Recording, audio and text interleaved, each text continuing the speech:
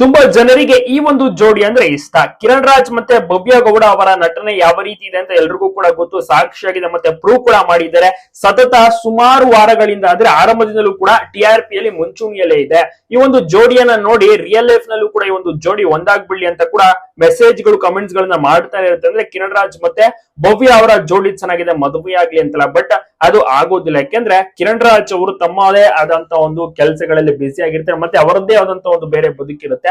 ಭವ್ಯ ಅವರು ತುಂಬಾ ಚೆನ್ನಾಗಿ ನಡೆಸ್ತಾ ಇದ್ದಾರೆ, ಕೇವಲ ಧಾರಾವಾಹಿಯಲ್ಲಿ ಮಾತ್ರ ಲವ್ ಮಾಡ್ತಾ ಇರೋದಷ್ಟೇ, ಅದು ಬಿಟ್ರೆ ಬೇರೇನು ಕೂಡ ಇಲ್ಲ ಇಬ್ಬರ ನಡುವೆ. ಇಬ್ಬರು ಕೂಡ ಕೇವಲ ಫ್ರೆಂಡ್ಸ್ ಅಷ್ಟೇನೆ. ಭವ್ಯ ಮತ್ತೆ ಕಿರಣ್ ರಾಜ್ ಅವರ ಪಾತ್ರ, ನಿಧಿ ಮತ್ತೆ ಕರ್ಣನ ಪಾತ್ರ ಇದೆಯಲ್ಲ ನೆಕ್ಸ್ಟ್ ಲೆವೆಲ್ ಹಿಟ್ ಆಗಿದೆ. ಎಲ್ರಿಗೂ ಕೂಡ ಖುಷಿ ಇದೆ, ಇವರ ಒಂದು ಪಾತ್ರವನ್ನ ನೋಡಿ ಮೆಚ್ಕೊಂಡಿದ್ದಾರೆ. ನೀವು ಕೂಡ ನೋಡ್ತಾ ಇದ್ರೆ ನಿಮ್ಗೂ ಕೂಡ ಖುಷಿ ಆಯ್ತಾ ಈ ಒಂದು ಧಾರಾವಾಹಿ? ತಪ್ಪದೆ ನಿಮ್ಮ ಒಂದು ಅನಿಸಿಕೆ ಅಭಿಪ್ರಾಯವನ್ನ ಕಮೆಂಟ್ ಮಾಡಿ, ಎಲ್ಲ ಕಡೆ ವಿಡಿಯೋನ ಶೇರ್ ಮಾಡಿ.